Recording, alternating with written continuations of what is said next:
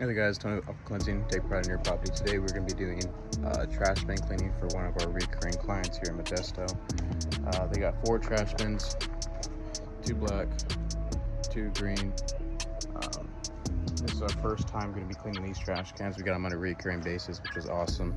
We've shown trash bin cleaning a couple times here on the channel. But again, the process is you rinse down the trash bins, you then apply the chemical solution, and then you rinse again.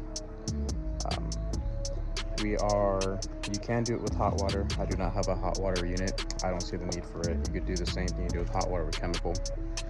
Maybe down the line, get a little bit more bigger parking lots, more commercial work. I got a lot of commercial work already, but I just don't have the need for a hot water unit so far. So just don't have one. But like I said earlier, you can do the same thing you do with hot water with cold water and chemical. Hot water just speeds up the process, makes getting oil, grease, basic concrete stains off a lot quicker.